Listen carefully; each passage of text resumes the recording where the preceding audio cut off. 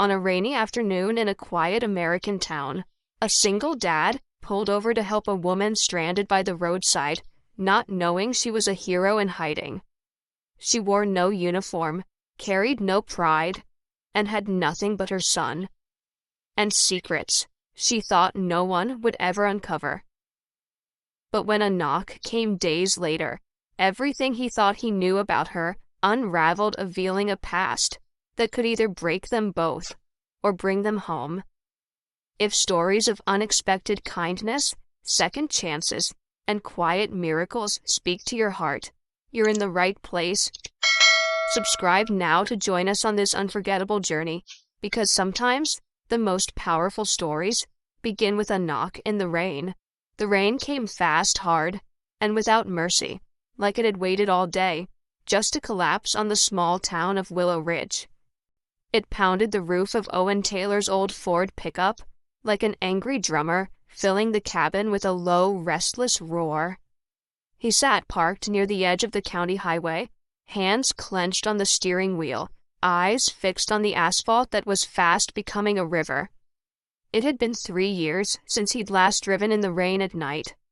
3 years since the worst night of his life, a night that stole more than just his wife. It had taken his faith in timing and second chances, and in whatever God may or may not have been watching. Tonight he didn't plan on staying out long, just a quick supply run.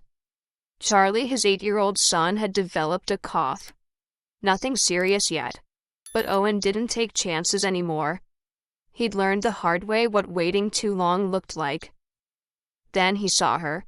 A figure emerged from the wall of rain up ahead, small, steady, and carrying something in her arms. She walked on the shoulder of the highway with the kind of determination that didn't belong in this weather. Her coat was reflective fire department style, and her boots sloshed through water like she didn't feel it. A child was curled against her chest, wrapped tight in a soaking blanket. She wasn't hitchhiking. She wasn't waving. She was surviving. Owen's grip on the wheel tightened. Don't stop. Keep driving. You have a kid at home. But something, maybe it was the storm, maybe it was guilt, or maybe it was the echo of his late wife's voice, froze him. He rolled down his window halfway. Cold wind and water sprayed inside, but he didn't care. You need help, he called out over the downpour. The woman turned hesitant. Her face was wet, not from tears, at least not yet, but from the rain that had soaked her to the bone. Her voice was strong despite the fatigue. My son has a fever, she said. We've been walking since Cedar Cross. I didn't mean to bother anyone. I didn't know where else to go. Owen's heart dropped. Cedar Cross was 9 miles back. Without thinking, he reached over and opened the passenger door. Get in. She paused, eyes flicking toward the boy in her arms. He stirred, coughed, and whimpered in his sleep. That settled it. She climbed in. The cabin filled instantly with the scent of wet wool, cold air, and something else, something metallic and faintly smoky. Not unpleasant, just familiar, like the smell of a campfire long gone out. I'm Owen, he said as he pulled back onto the road. That's it. Just Owen. She glanced at him, then back out the window. Lena? Just Lena? She didn't answer. They drove in silence, save for the rattle of the rain and the low hum of the truck's heater struggling to warm them. Owen stole a few glances at her. She held the child tightly, her eyes always scanning the darkness beyond the windshield. Not scared. Alert. Trained. He'd seen that look once on a firefighter pulling a woman from a flooded basement during the last big storm. You were with the department, he finally asked. I was, she said quietly. Not anymore. Owen nodded, respecting the weight in her voice. He knew that tone. It meant don't ask me yet. Maybe don't ask me ever. When they reached his house, a modest single story with chipped paint and a sagging porch, Lena hesitated again. Her eyes lingered on the mailbox, on the windows, like checking for signs of who he really was. I have a son, he said simply. He's home with a cough, You and your boy can stay in the guest room tonight. It's not much, but it's warm." Lena's eyes softened just a fraction. "Thank you." Inside, Charlie blinked up at them from the couch wrapped in a blanket and clutching a stuffed bear. His eyes met Lena's, then her son's. His expression didn't change, but Owen saw it, that flicker of curiosity, of quiet observation that always came before his questions. "Charlie," Owen said, kneeling beside him, "this is Miss Lena. She and her son are staying with us tonight." Charlie said nothing, just nodded once solemnly and scooted to make room. Later, after Lena settled her son into the guest room, never letting go of the boy until he was deep asleep, she stepped into the kitchen, where Owen was making tea. "I'll leave in the morning," she said, not asking, just stating. "We won't be any trouble." He looked up at her, rainwater still beating at the ends of her hair. "You walked 9 miles in a storm, Lena. You don't have to walk back out into it." She didn't respond, just stared at the steam rising from the kettle. "I don't usually open my door to strangers," he continued, almost more to himself than to her. "But you didn't feel like one." She looked at him, really looked for the first time, and for a brief moment something cracked, something small, but unmistakable in her posture. Gratitude. Fatigue. Maybe even trust. "Neither did you," she whispered. The kettle whistled. Morning. In Willow Ridge arrived gray and quiet, as if the storm from the night before had wrung the sky dry. The rain had stopped, but its scent lingered on the porch wood and clung to the windows like memory. Owen stood by the kitchen sink, staring out into the yard, where his dogwood tree bent gently in the wind.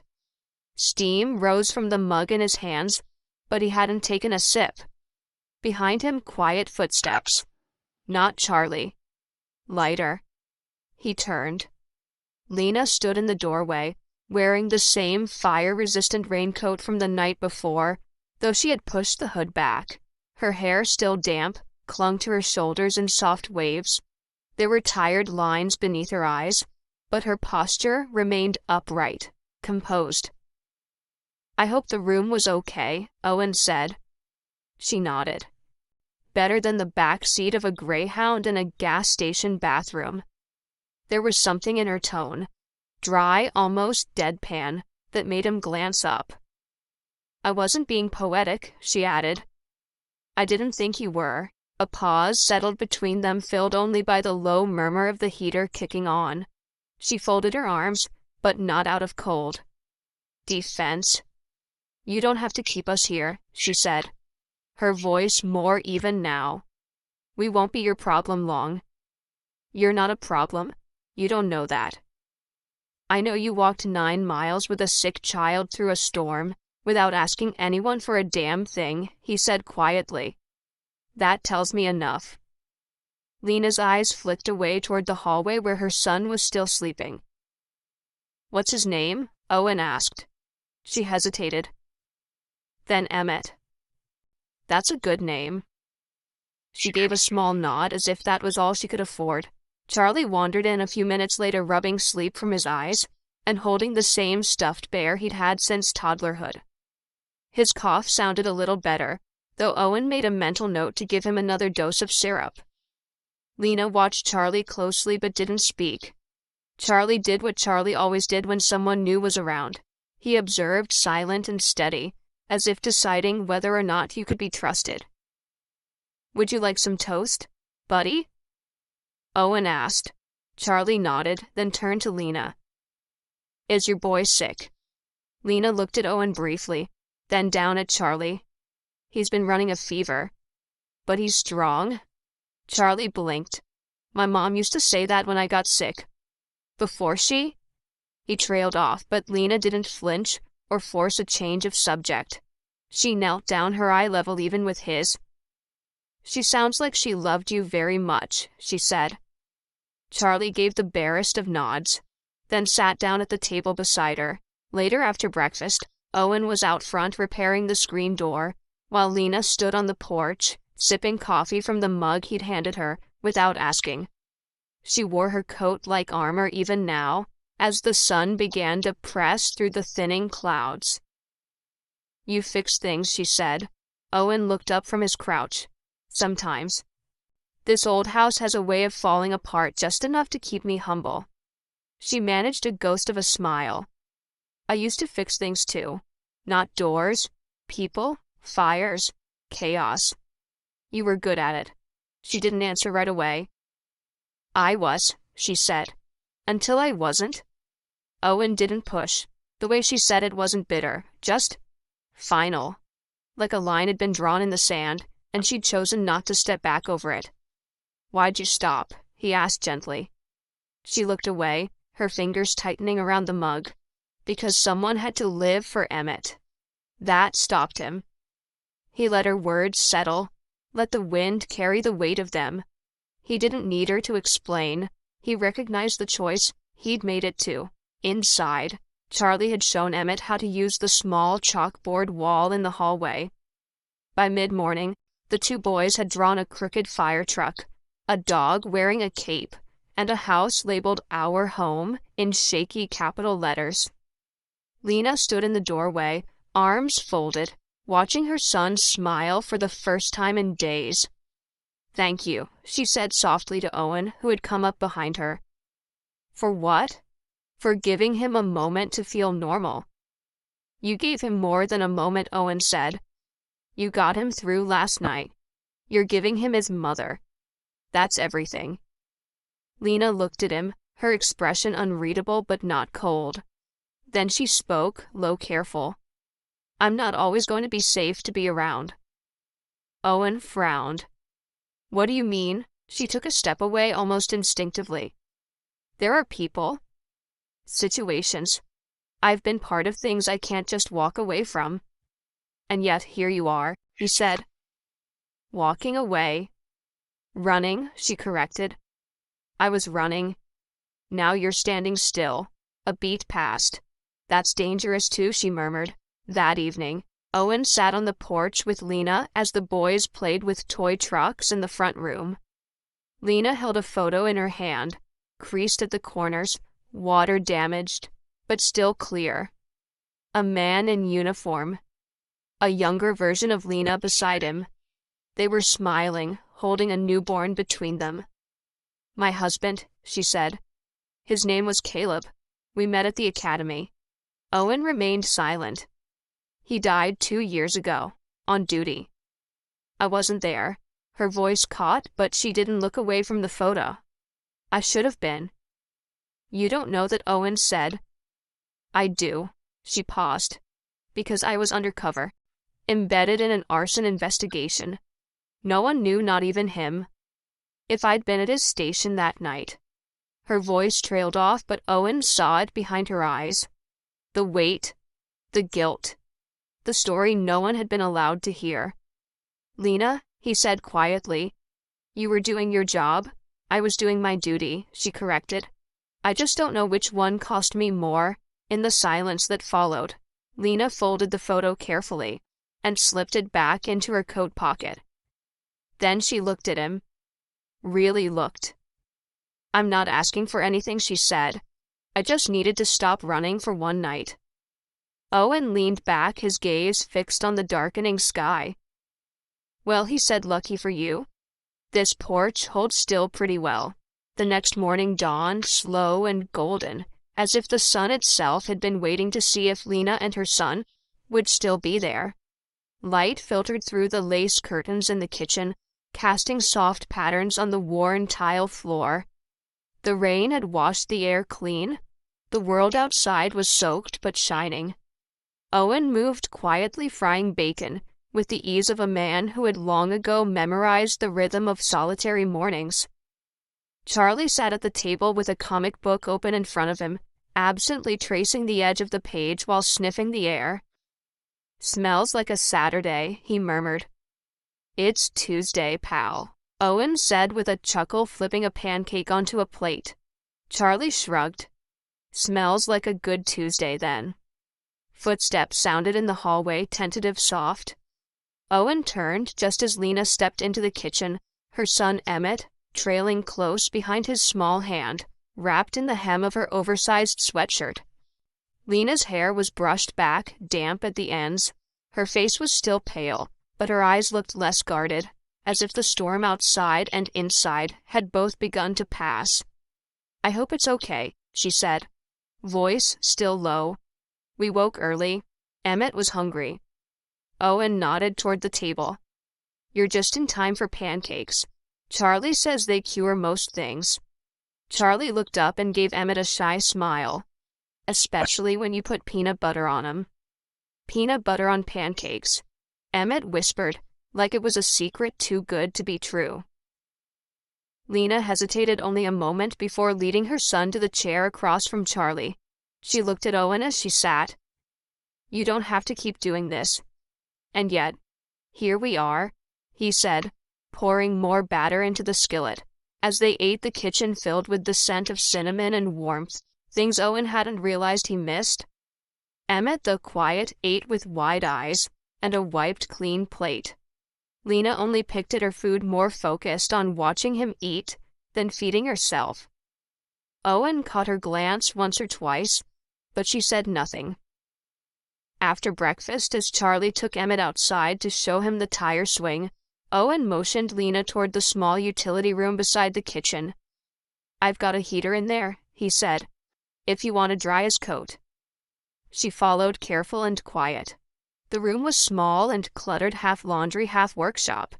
A pegboard hung with old tools, most a little rusty. A broken flashlight sat in pieces on the counter, surrounded by screws and a half-taken-apart socket wrench. "Didn't think people still fixed things themselves," she said, a small smile in her voice. "Old habits. This place eats money.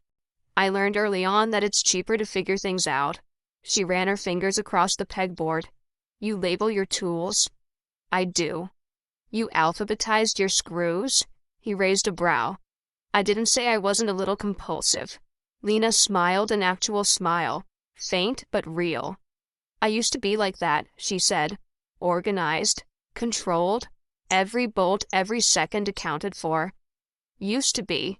She didn't answer, but she looked at the socket wrench like it was something she hadn't touched in years. Later, Owen heard the clink of metal from the workshop and leaned in to find Lena sitting on a stool, the broken flashlight in her lap. She had disassembled it entirely and was now soldering a loose connection with quiet concentration. "You're good at that," he said. "Used to be part of my job," she murmured. "Rebuilding gear after a fire, rewiring radios, fixin' breathing tanks. I was always the one people came to with the busted stuff." She paused, adjusted a spring, then added, "Then one day I broke too, and nobody asked me to fix anything anymore." Owen leaned against the doorframe.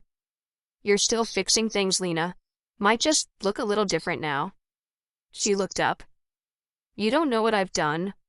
"No," he said simply. "But I know what you're doing now. That counts for something." She looked at him for a long moment, and he held her gaze without flinching. Then quietly, she clicked the flashlight back together. It lit up. He clapped once, low and teasing, and slow.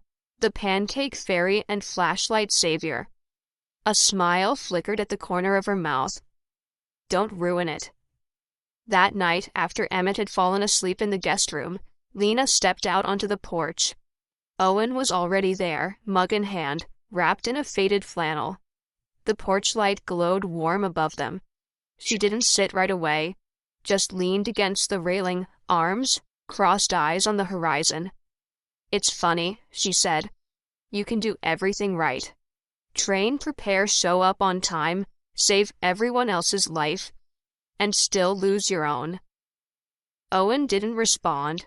He knew what she meant. "I was undercover for 8 months, she continued, pretending to be a gear tech for a private security outfit that was torching buildings for insurance. I had evidence.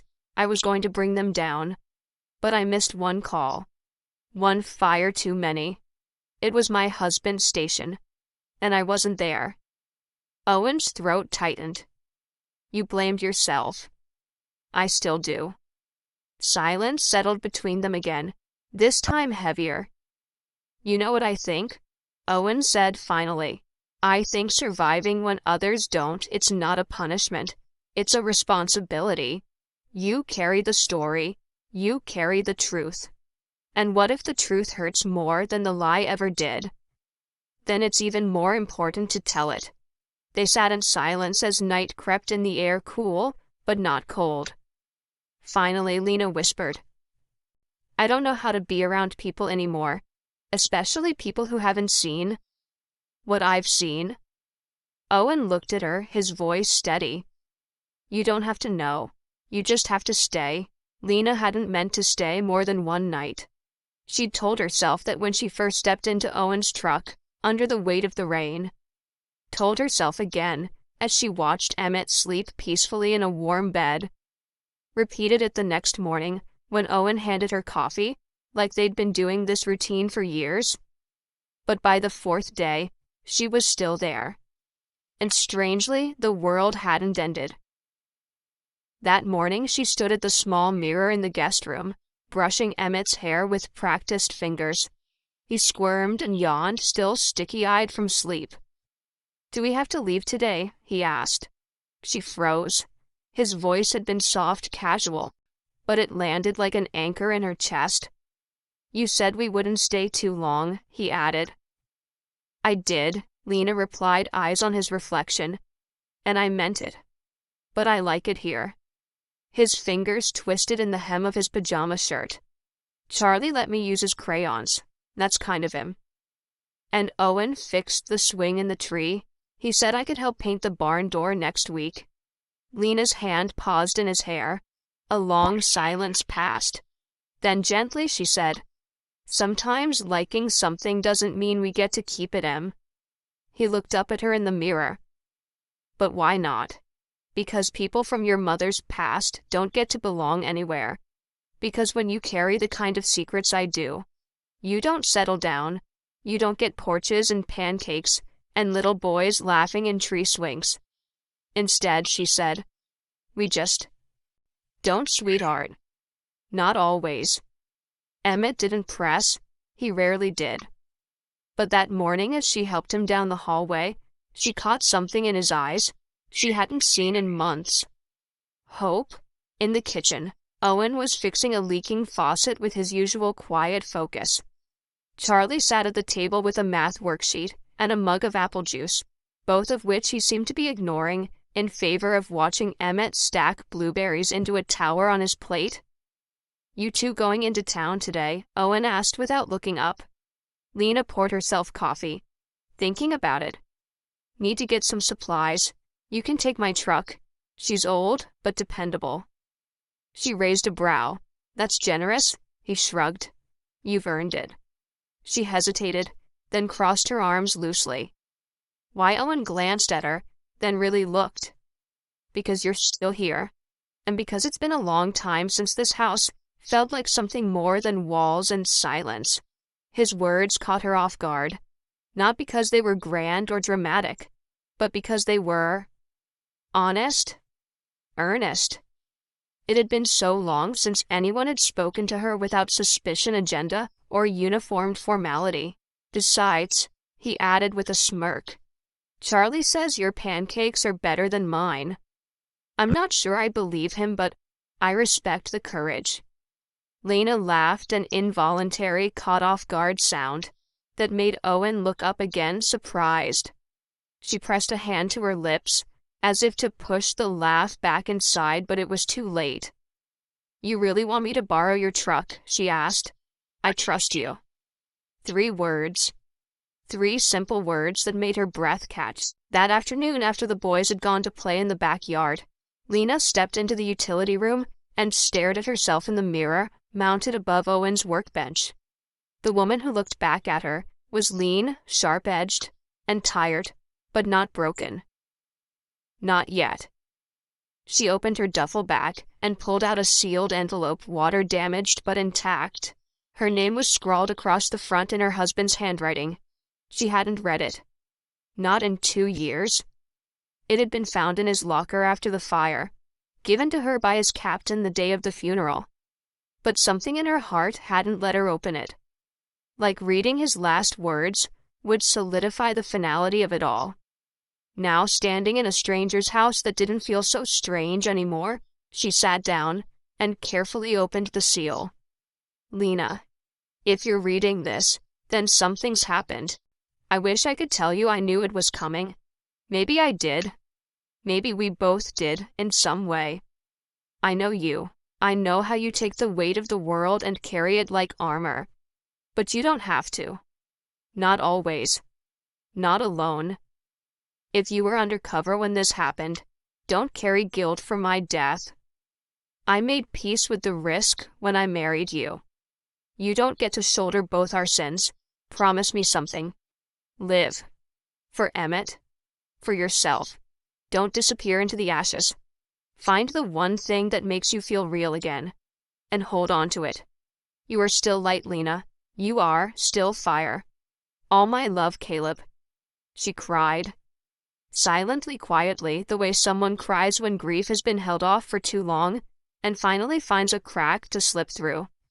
She buried her face in her hands, and wept for what had been, for what could have been, and for the fact that maybe it wasn't too late for something new. That evening, as the sun bled orange across the horizon, Owen found her on the porch, arms crossed, letter folded in her lap. He didn't ask. Instead, he sat beside her and handed her a steaming mug of tea. I read something today, she said. Owen waited. It told me I don't have to disappear into the ashes. He looked at her thoughtful. Sounds like someone who knew you well. He did.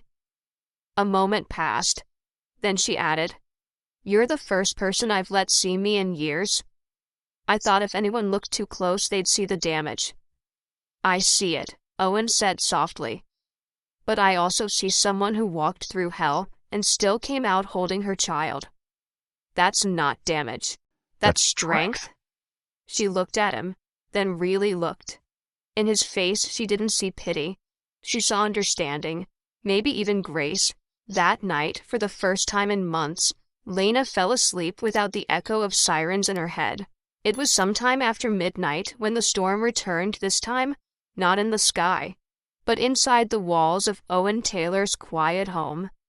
Charlie was the one who heard it first, a dull clunk. Then the soft metallic rasp of hinges. At first he thought it was the wind, but the sound was too careful, too intentional. He tiptoed down the hallway, socked feet, silent on old hardwood, until he reached the guest room.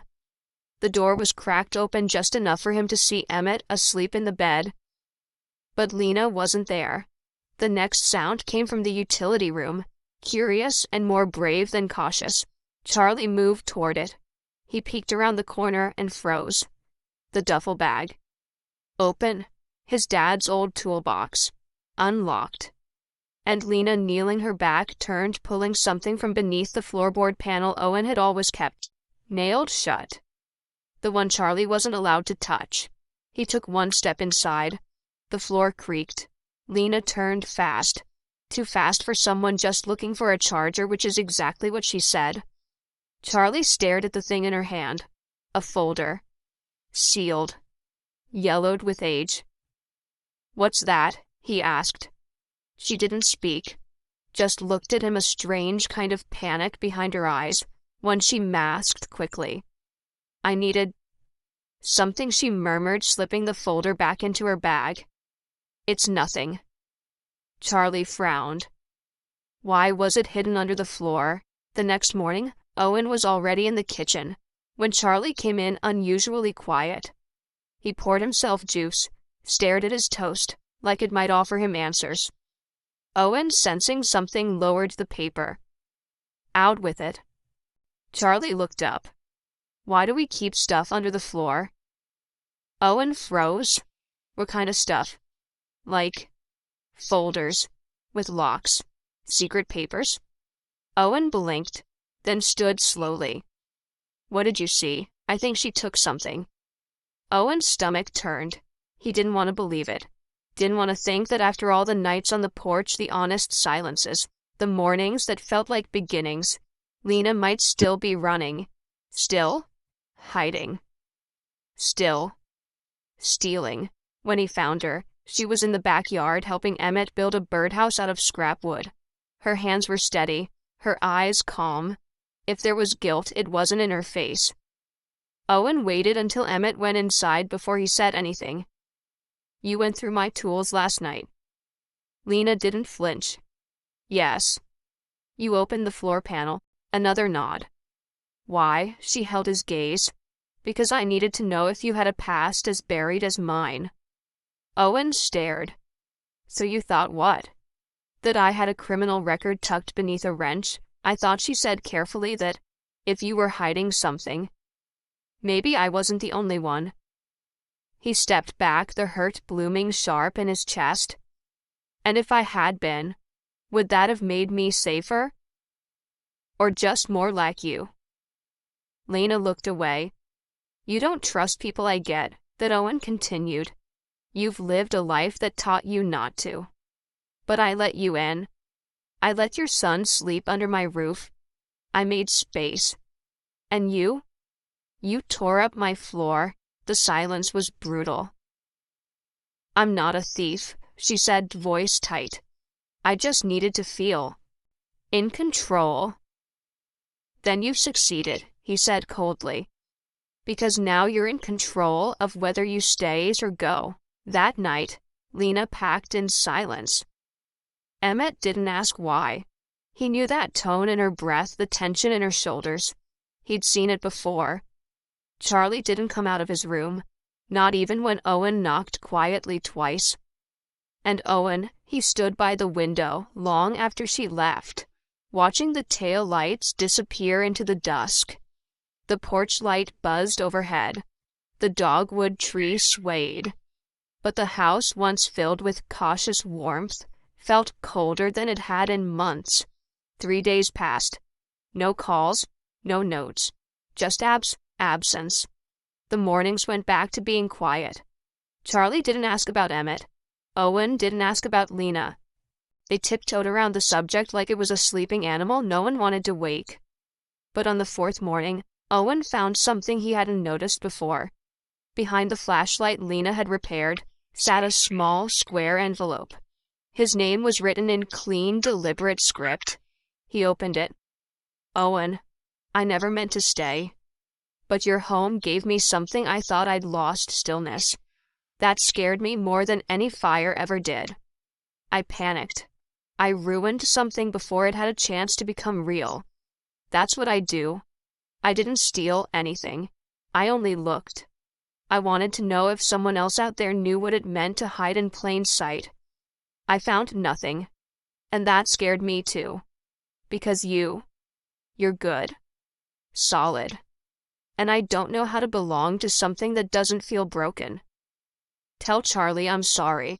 If we don't meet again, thank you for seeing me not as a problem, but as a person." Lena Owen read the letter 3 times. Then he folded it, tucked it into his coat pocket, and walked out onto the porch. The wind had shifted. It smelled like rain again. And this time he hoped it would come. The knock came on a Friday morning, quiet, deliberate, almost apologetic. Owen opened the door, expecting the mailman, or maybe the neighbor needing help with a fence post. What he wasn't expecting was a man in a dark gray jacket, tall, neatly kept, holding a worn leather portfolio, and standing with the stillness of someone used to long silences. "You Owen Taylor?" the man asked. "I am." The man offered a firm but gentle nod. "Name's Marshall Clay. I'm with the U.S. Fire Service. Retired. Volunteer liaison these days." He held up a badge and an old ID photo that looked like it belonged to another lifetime. "I'm not here on official business. Just something personal." Owen blinked, cautious. "What's this about?" Lena Monroe Clay said. She ever mentioned me? Owen's stomach tightened. Not by name. That's fair. I wasn't always someone worth mentioning. Owen didn't respond, but his body language held still, the way you listen, when you know the next words might change something. Clay glanced over his shoulder toward the distant horizon. I'm her father-in-law, Caleb's dad. Owen's fingers curled slightly around the doorframe. The name struck like the first crack of thunder. May I come in? Clay asked. It's not official, but it's important. Owen hesitated, then stepped aside. They sat in the living room. Charlie was at school. Emmett nowhere in sight, and the absence of both felt suddenly loud. Clay held the leather folder loosely in his lap, running his fingers along the edges, the way some men held photographs of ghosts. I didn't know Lena well, Clay said after a moment. But I knew the version of her Caleb loved. He talked about her like most men talk about legends. Fierce, loyal, tougher than the rest of them put together. Owen nodded slowly. That sounds like her? She never came to the funeral. Didn't speak to the press. The department covered for her at the time said she was on assignment. But I knew something wasn't right. A man dies in a blaze, and his wife doesn't even claim the casket. He swallowed hard. That tells you something. Owen leaned forward slightly. She was undercover, working a case that exposed the very fire Caleb died in. She couldn't break cover. Clay exhaled long, quiet, like he'd been holding that breath for years. I know, he said. I didn't then, but I do now. He opened the folder. Inside was a letter yellowed at the corners addressed in Caleb's handwriting, and below it a picture, Caleb and Lena, arms around each other, the infant Emmett swaddled in Caleb's gear jacket. She never got to read this one, Clay said. It wasn't in his locker. It was in my attic. I found it 2 weeks ago in a box I couldn't throw away. Owen stared at the letter, but didn't reach for it. She's alive, Owen said quietly. Out there. With Emmett. I think she's trying to disappear again. Clay nodded. That's why I'm here. Later that night, after Clay had gone, and the house had quieted, Owen stood on the back porch with the letter in his hand. The stars were dim behind a curtain of clouds. The wind had the scent of coming rain again. All was rain. He unfolded the letter. So if this finds you, then something's gone wrong. Lena may not be able to explain why she disappears, but I need you to understand that she never stopped protecting us. She carried weight I could never name, and I watched her break herself trying to carry it alone. If she runs, find her. Don't scold her. Don't chase her. Just knock on the door, hand her this, and remind her. She's still light. She's still fire. Love, Caleb. Owen folded the letter back into its envelope slower this time. There was a quiet reverence in the way he did it, like it contained something sacred. Then he walked into the house, grabbed his coat, and reached for the envelope Lena had left him, the one with his name on it. He laid them side by side on the kitchen table. 2 letters, 2 truths. The next morning, Owen drove to Cedar Cross. He didn't know exactly where Lena had gone, but there was one place she might return to, the fire station Caleb had died protecting. It had been decommissioned after the incident left, boarded up and abandoned near the edge of town. Owen found it exactly as he remembered. Blackened walls, cracked windows, the ghost of sirens long since silenced. But there, parked in the gravel lot, was his truck. Lena was sitting on the front steps. Emmett curled asleep beside her, wrapped in a blanket. She looked up as he approached, and the moment their eyes met, there was no need for anger or apology. Just breath. Just gravity. You found me, she said softly. Owen knelt down and handed her the letter. Caleb did, he said. She took it in trembling hands. They sat in silence as she read. Tears came slowly, one by one, sliding down her cheeks without a single sob. When she finished, she held the letter against her heart. I didn't know he left this, she whispered. He wanted you to stop running. I don't know how. Owen looked at her, voice firm but gentle. You come back, 1 hour at a time, one decision at a time. Lena looked away. I hurt you. Yes, Owen said with no bitterness. But I forgave you the moment you left that letter. Why, 'cause you were honest. Because you didn't steal anything. And because I saw your shadow before I saw your face, and I still chose to open the door." She exhaled slowly, and when she spoke again, her voice had changed. "I don't want to keep running." "Then don't." Emmett stirred in his sleep, leaning into her. Owen smiled. "Come home." And this time she didn't say no.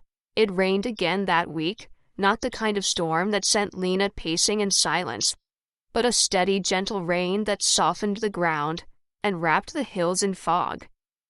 It fell like a hymn, quiet and cleansing, as if the sky itself had chosen not to roar this time, but to whisper, "You're safe now."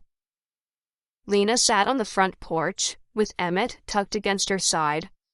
Owen was inside with Charlie arguing good-naturedly over how much peanut butter was too much peanut butter for one slice of toast. The house smelled like coffee and flannel.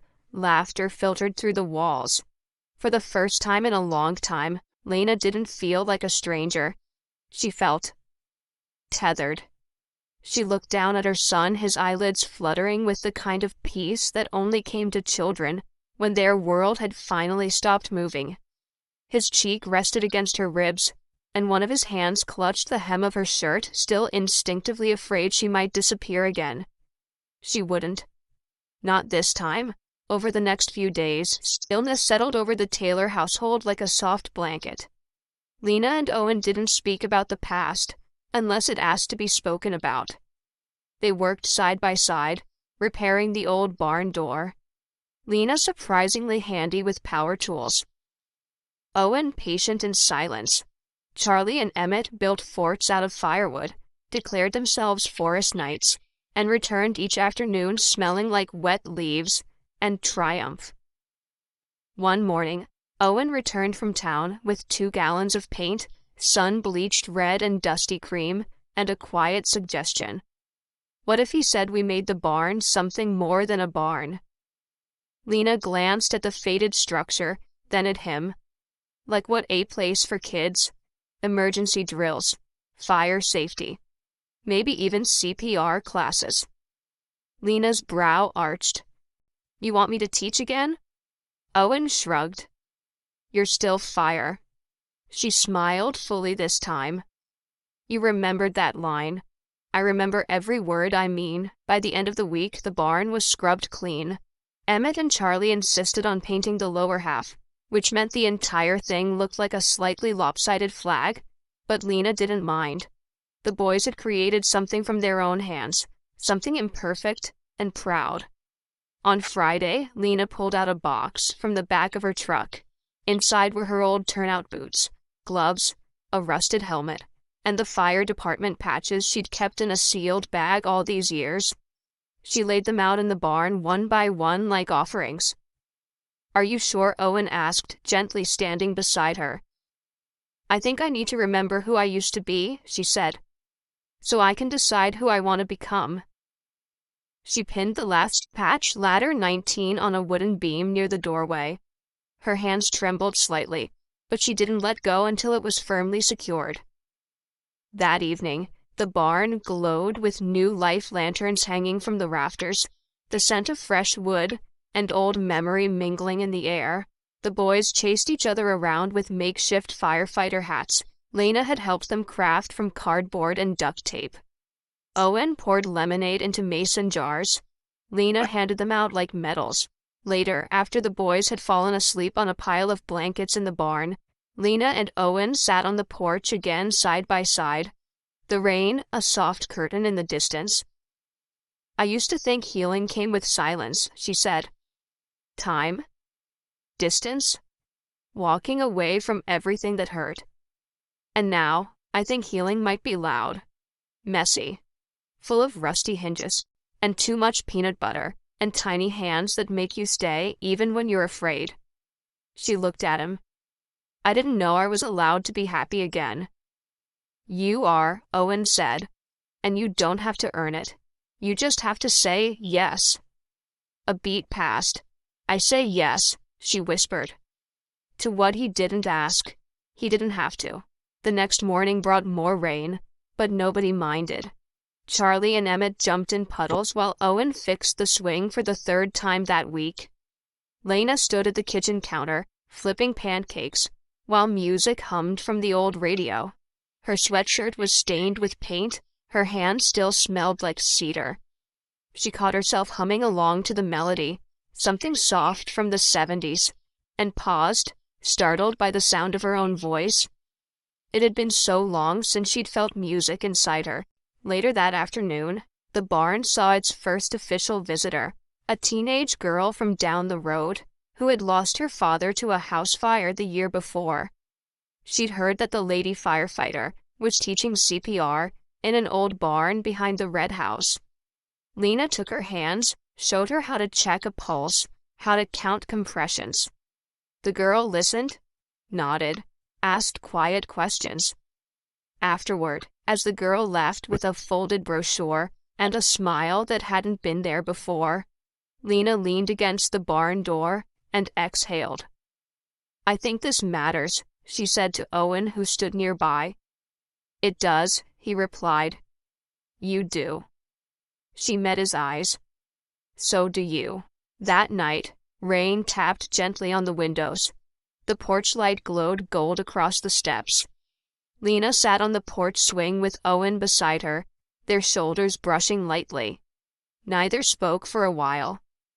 Then Lena said, "When Emmett asked why it always rains here, I told him maybe the sky just knows what we need." "And what's that?" "Something soft, something that doesn't demand anything but lets you breathe." Owen nodded slowly, like a second chance. She turned to him. "No. A real chance. Not one you have to earn by being perfect. Just one that lets you be." Owen reached over, took her hand. "Then let's just be, in that house, with the rain gently falling, laughter returning, and fire once again, a source of warmth instead of loss." Lena Monroe began to rise, not as the woman she used to be, not as the one she'd tried so hard to bury, but as someone new, forged not in fire, but in rain. It happened just after sunset. The rain had paused for once, leaving the air heavy and still, as though the whole world was holding its breath. The barn stood quiet and clean in the fading light tools. Neatly hung the chalkboard, freshly wiped 2 sets of tiny boots resting beside the door like a pair of stories waiting to be continued. Inside the house, Lena was setting the table for dinner, chili bubbling on the stove, cornbread warming in the oven. Owen leaned against the counter, sipping tea, his shirt still damp from fixing a gutter that afternoon. "I still don't know how you make the whole place smell like Sunday," he said. Smiling, Lena shrugged a spoon in one hand. "Basic training. You learn quick in the station house. If you can cook, nobody volunteers you for bathroom duty." Smart woman. Their laughter was easy now, unforced, like rain tapping softly on old glass. In the living room, Charlie and Emmett were building a Lego fire station. Owen had promised them a reward if it had at least 4 walls of roof, and no dragons involved this time. The knock came just as Lena reached for the oven mitts. It wasn't loud, but it didn't have to be. It was deliberate. Like whoever stood behind that door had waited a long time to be there. And now that they weren't leaving without an answer. Lena froze. So did Owen. They exchanged a glance, silent, sharp. Owen stepped forward. "Stay with the kids," he said, already moving toward the front door. Lena followed anyway, heart thudding. Not fear. Something else. Something that crawled up from the past and whispered, "This is it. Whatever it is, it's here." Owen opened the door slowly. The man on the other side looked to be in his late 50s, dressed simply faded jeans utility jacket, a cap with a stitched ladder insignia on the front. His face was lined, tired, but not unkind. He held something in his hands, a small wrapped box. Evening, he said, his voice steady. I'm looking for Lena Monroe. Owen stood straighter. Who's asking? The man didn't flinch. My name is Joseph Keller. My son was injured in a fire 4 years ago. He was pulled out of the basement by a female firefighter. She stayed with him until the paramedics arrived, even though the building was collapsing around them. He paused. He never got her name, but he remembered her eyes. Lena stepped forward before Owen could reply. I remember, she said quietly. Joseph turned. Their eyes met and something in his face softened. I thought you might. They sat in the living room, the boys quietly ushered into the barn with a flashlight and strict instructions not to eat all the marshmallows. Lena sat across from Joseph, her posture guarded, but not hostile. Owen hovered nearby, silent. Joseph placed the small box on the table between them. My son's name was Evan. He passed last year, he said. Cancer. Complications from the burns. He never fully recovered. Lena swallowed but didn't speak. But he lived 3 more years than any doctor predicted, Joseph continued. And in those 3 years, he told that story more times than I can count. About the woman who wouldn't leave him, who covered him with her coat, who sang to him when the pain got too much. Owen glanced at Lena. She was pale, unmoving. He never forgot your voice, Joseph said. And when he got worse, he told me, Dad, if you ever find her, tell her thank you for letting me feel safe, even when I knew I wasn't going to make it. Lena pressed a hand to her mouth. I wasn't sure you were real, Joseph said. But I saw your face once, on a local news segment, off-duty rescue. They never said your name, but I recognized the eyes. So I looked. For months, he pushed the box gently toward her. He wanted you to have this. Lena stared at the box. Her fingers hovered above it, trembling. Then she opened it. Inside was a small handmade medallion, a firefighter's emblem carved from the charred handle of Evan's old axe. Burned, but still solid. On the back, etched by hand, were the words, You stayed. So I wasn't alone. Lena let out a breath she hadn't realized she'd been holding. She reached up and wiped her cheek, her voice barely a whisper. I didn't think anyone knew. We knew, Joseph said. Some people see courage in medals. My son saw it in your silence. After he left, Lena stood at the window holding the medallion like it was made of glass. Owen came up beside her. You okay? She nodded. I think I am. You don't have to carry it alone anymore, he said. I know. She looked at him, eyes shining. But I did. For so long, I started to believe maybe none of it had mattered, that all I'd done was disappear. He shook his head. You stayed. That's what matters. She turned toward him. I never told you the whole truth, she said. About that fire. About why I stayed. I was supposed to pull out. Orders were clear. But I heard him crying in the basement. And I thought, if I go and he dies, and no one ever knows I was there, would it still count? Owen reached for her hand. It counts. Lena blinked back tears. Do you believe people like me deserve peace? Owen held her gaze. I believe people like you are peace for the rest of us. That night, after the boys were asleep and the dishes cleaned, Lena sat on the porch holding the medallion. Rain tapped lightly on the railing, gentle and rhythmic, like breath. She looked at Owen. You know what I realized tonight? What's that? That sometimes the knock at the door isn't the past coming to haunt you.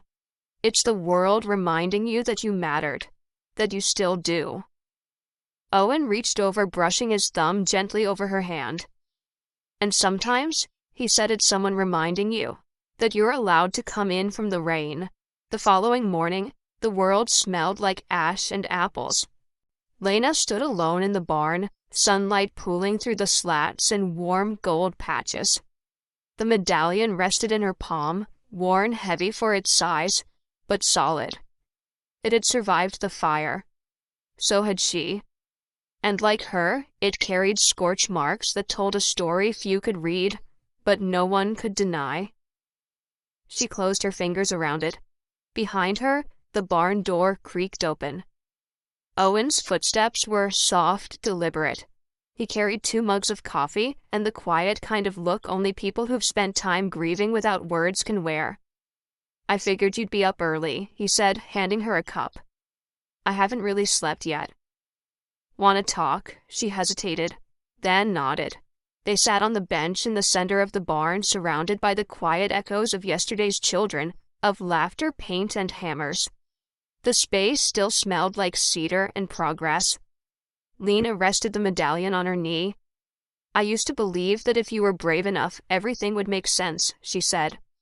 "That if you made the hard choices, kept your head down, did the right thing, it would all work out." Owen said nothing. He let her speak. "But it doesn't," she continued. "You make your choices, and sometimes you still lose the people you love. Sometimes the world doesn't give you a reason, just a consequence." Owen stirred his coffee. "That's true. But maybe the point was never to make sense of it." She turned toward him. "Maybe," he added, "it's just to live through it, to keep showing up, especially when it's hard." Lena gave a soft laugh. "You always say the right thing." "No," he said. "I just know what it feels like to stand in the middle of the ashes and have nothing but questions." She met his eyes. "What brought you through?" He looked out the barn door toward the dogwood tree. "One morning I heard Charlie singing in the kitchen, just one line from some old song, off-key, half asleep. And it hit me that sound didn't belong in a house full of grief. It didn't belong to the pain. It was life. Loud. Undeniable." He paused. "That's when I knew I had to choose. I could either stay locked in the fire that took everything, or I could step outside and teach my son how to live again." Lena nodded, eyes glistening. "You make it sound simple." "It wasn't, still isn't, but it's worth it." She looked down at the medallion again. "Caleb used to say that fire reveals things," she murmured. "Not just what burns, but what remains. What remains of you." "Lena," she exhaled long and slow, "I don't know yet. But I'm not afraid to find out anymore." That afternoon, they took the boys to the edge of the creek just beyond the pasture. The rain had filled it high, and the current moved quickly, but the sun glinted off its surface like scattered coins. Lena brought the medallion with her. "What's that?" Charlie asked, pointing. "It belonged to someone who reminded me I did something good," she said. Emmett tugged her sleeve. "Are you giving it back?" She knelt between the boys, holding the medallion out in her palm. "No," she said. "But I think it's time to let it go." The boys looked confused, but Owen understood. Together they watched as Lena stepped to the water's edge, bent down, and placed the medallion on a flat rock. She whispered something no one else could hear. Then, with a breath, she gave the river her weight. The medallion slid into the current and disappeared beneath the rush of moving water. Emmett reached for her hand. Lena gripped it tightly. "I'll never forget," she said, "but I don't need to carry it anymore." That evening, Owen found her in the kitchen, hands dusted with flour, sleeves rolled up, apron stained from a baking attempt, gone joyfully wrong. "You're smiling," he said. "I'm baking," she replied, mock proud. "Is it edible?" "Not even remotely." He grinned. "Perfect." She looked up, flour smudged on her cheek, and for a moment, just a moment, he saw her as she might have been years ago. Young, bright-eyed, full of fire and fight. But he also saw something she'd earned along the way, grace. "Tell me something," she said, turning serious. "If I told you I'm thinking about staying for good, what would you say?" He stepped closer, met her eyes. "I'd say stay as long as it takes to know this is home. Then stay a little longer." She nodded slowly. I want to belong somewhere again, Owen. Not because I'm hiding, but because I'm choosing to be seen. You're already seen, he said. Right here. That night, the porch light glowed softly across the steps. The boys were asleep, tired from a day of creek stomping and chocolate chip chaos. Owen and Lena sat side by side on the swing, no need for words. Then she leaned her head on his shoulder. And for the first time in years, Lena Monroe felt whole, not because she had erased her pain, but because she had lived through it, and still had more love to give. Still light, still fire. The firehouse had stood abandoned for nearly 4 years. Its roof sagged slightly toward the west, and the doors bore the charred ghosts of a fire that had taken more than wood and iron. It had taken pride, purpose, and a man Lena once loved more than the air in her lungs. But on that quiet morning, under a sky split between sunlight and low clouds, Lena stood before its doors. Once again, this time, not as a widow, not as a ghost, and not as someone passing through. She stood there as a woman returning not to mourn, but to rebuild. Owen pulled up beside her in the truck, Charlie and Emmett in the back seat, each holding a can of paint and more energy than any reasonable person should allow near a construction site. You sure about this? He asked as he stepped out. Lena gave a half smile. No. But I'm here anyway. That's all the certainty I need. It took 2 weeks. They cleaned out broken equipment, scrubbed soot from the walls, and patched holes in the floorboards. Owen repaired the plumbing, while Lena spent hours restoring the old lockers, polishing the nameplates until her fingers cramped. The town noticed. First it was Mrs. Donnelly from the diner who dropped off sandwiches. Then came Carl and Nate, retired volunteers, who once ran drills in that very building. Before long, neighbors started stopping by just to ask you bringing it back. And Lena would answer softly but steadily. We are. It wasn't going to be an operational fire station again. That part of its life had passed. But it would become something else. Something maybe more important. A place to teach. A place to remember. A place where fear could be turned into skill. Where kids could learn to hold a fire extinguisher, not just fear the flame. Where widows could sit in folding chairs and know their husbands had not died forgotten. On the 3rd Saturday, Lena stood in front of a room full of folding chairs, half filled with curious neighbors. Single mothers, tired dads, 2 elderly veterans, and 7 children who couldn't sit still if their lives depended on it. Behind her, a chalkboard read CPR and first response. Training. Free. All welcome. She wore her old fire department t-shirt, not a badge, not a title, just the memory of who she'd once been, and the quiet confidence of who she'd become. Owen watched from the back, arms folded, heart full. She began with her voice steady. Some of you know who I was, some of you don't. That's okay. I'm not here to talk about credentials or departments. I'm here because once upon a time someone stayed with my son when I couldn't. And I promised myself that one day I'd be that someone for someone else. She looked at the kids, then the parents. So today we're going to talk about what to do when something goes wrong. So you don't freeze. So you don't panic. So you don't have to say, I wish I had known. A quiet settled over the room. And then she began. After the session, a woman approached Lena, a mother holding a young girl with burned scars along one arm. I was afraid to come, the woman said. I thought seeing the uniforms again would make her relive it. Lena knelt, so she was eye level with the little girl. Did it scare you? The child shook her head. No. You talked like a mom, not like a boss. Lena smiled, her throat tight. That's the nicest thing anyone said to me all week. The mother touched Lena's shoulder. Thank you for making this place feel safe again. Outside, the sun had broken through completely. Emmett and Charlie raced between the firehouse and the barn, arguing about who got to ring the salvaged bell Owen had mounted on a post near the front. It had once signaled alarm. Now, it marked celebration. Lena stepped out and took a long look at the building. The walls were still worn. The trim needed another coat. But it was alive again. Not because it was perfect, but because people believed in it. Because she believed in it. Owen walked over, wiping his hands on a rag. Dust streaked across his cheek.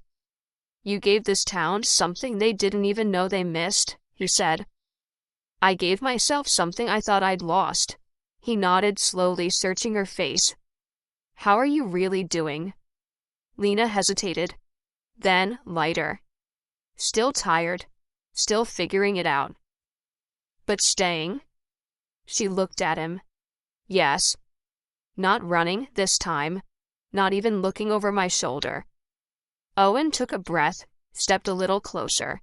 "I've wanted to say something for a while," he said. Lena tilted her head. "Then say it." "You changed the way this house breathes. The way I breathe." She didn't flinch, didn't laugh it off. Instead, she reached up and brushed a streak of dust from his jaw. Her hand lingered a second longer than necessary. "I was so afraid I'd forgotten how to feel this," she whispered. And I haven't." That night, the firehouse stayed lit late. Inside, the glow of lanterns danced across the restored walls, and outside, laughter echoed under the stars. Lena sat on the steps with Owen. The boys were asleep inside, curled in sleeping bags like explorers guarding a treasure. "You know what I love about this place?" she asked. "What's that?" It didn't need to be new to be good again. He looked at her, warmth in his voice. "Neither did you." She smiled and leaned against him. And as the night deepened, the firehouse stood, not as a ruin resurrected, but as proof that what once carried pain could now hold peace. The rain came back on a Sunday. Not a storm, just a gentle drizzle, like the sky had decided to breathe for the first time in weeks. It fell soft against the roof of the firehouse and whispered through the trees like an old song remembered. Inside the barn, the children napped on a pile of cushions, worn out from laughter and pancakes. The world was still. Lena stood by the porch, railing a blanket draped over her shoulders. She sipped coffee from the mug Owen always insisted was the good one, the chipped navy ceramic that somehow made everything taste warmer. Behind her, Owen stepped onto the porch, barefoot, carrying his guitar. He didn't say anything, just sat down beside her, tuned a string or two, and began to play a quiet melody that sounded like the wind brushing the wheat fields just before dusk. Lena didn't speak for a while. Then softly she said, "I used to think healing meant forgetting." Owen paused his strumming. "But it doesn't," she continued. "It just means learning how to carry things without letting them drown you." He nodded. "And knowing when to put them down." She looked over at him. "I never thought I'd find someone who'd let me carry it at my own pace." He didn't flinch. "You never needed anyone's permission. But I'm glad I was here when you were ready." That evening the knock came again. Only this time, it wasn't fate waiting on the other side. It was Mrs. Donnelly from the diner, soaked from the knees down, and holding a large envelope wrapped in plastic. "Figured I'd better deliver this myself," she said, smiling. "Didn't want the rain to ruin it." She handed it to Lena, then nodded toward Owen. "You two make this town feel alive again." Before they could respond, she turned and headed back to her truck windshield wipers, already squeaking against the light mist. Lena opened the envelope carefully. Inside was a letter, formal, stamped with the county seal. And beneath it, 2 folded pages, typed on clean official stationery. Lena scanned the contents, eyes widening. "It's a grant," she breathed, "from the State Emergency Fund. They reviewed the firehouse plan, and they're approving support equipment, training supplies, even a small staff stipend." Owen leaned over to read, then let out a low whistle. This is real, she nodded. It's going to happen. Officially. Her fingers trembled slightly as she held the paper, but her voice was steady. For so long I didn't know what any of it had meant. Caleb's death. The fire. The way I couldn't breathe every time someone said the word hero. But now, it's not about erasing him. Or the pain. It's about building something that lasts. Something that saves lives in a different way. Owen put a hand on her back. It already has. The weeks that followed bloomed with momentum. The firehouse launched its first full community safety program. Lena trained 2 volunteers to help lead CPR sessions. Owen held weekend classes for single dads on basic home safety. The town's children began treating the barn like a second home. Some arrived early just to sit on the porch swing and ask Lena about the different fire codes and how to save someone the right way. The walls of the old firehouse were still scarred, but Lena refused to repaint them. They were living proof, testimony, just like her. One day, as she helped Emmett build a model fire truck out of cardboard and glue, Charlie sat down beside her with a serious face. Aunt Lena, you're the bravest person I know. She looked at him touched. Why's that? Because you were on fire, he said, pointing to his heart, and you still didn't burn up. She blinked. And you stayed. On a cool April morning, Owen took her hand in front of the same creek where she'd once let go of Evan's medallion. They stood under the tree that had watched over so much grief, so much healing. I'm not asking for promises, he said. And I'm not asking for anything perfect. Lena tilted her head, curious. I'm asking if you'll build the rest of it with me, he finished. The firehouse, the barn, the quiet dinners, the storms, all of it. She looked down at their fingers, then back up into his eyes. I thought I had to keep running to be strong, she said. But I was wrong. Strength is staying when it matters most. He smiled. So is that a yes? She smiled back. That's a, when do we start? Later that summer, a sign went up on the front of the firehouse. The Monroe Center for Community Safety and Resilience below it, in smaller letters, in honor of all who stayed. Lena stood beneath the sign with Owen and the boys, arms linked to the sun, breaking through the clouds like a quiet benediction. A woman who had lost nearly everything. A man who had once believed he was too broken to be loved again. 2 boys who had lived through silence and grown into joy. And a firehouse, old and imperfect, made holy, not by what it had survived, but by the love it now held. That night, it rained again. But no one ran for cover, because some storms they'd learned didn't come to destroy. Some came to water the seeds of second chances. And under that soft rain, on a porch filled with laughter and light, Lena and Owen sat, hand in hand, listening not to thunder, but to the beautiful, fragile sound of peace taking root. We'd love to hear from you. Where in the world are you watching from your stories, your cities, your quiet corners of the world? They matter to us. Drop a comment below, and let's build a space of kindness and connection together. If this story moved you, even just a little, consider subscribing to the channel. We share true-to-the-heart stories like this every week, stories that remind us that love, grace, and second chances are never out of reach. Thank you truly for spending your time with us today. Whether you're watching alone with a cup of tea or with someone you love beside you, we're so grateful you're here. Until next time, stay kind. And never underestimate what one small act of compassion can do.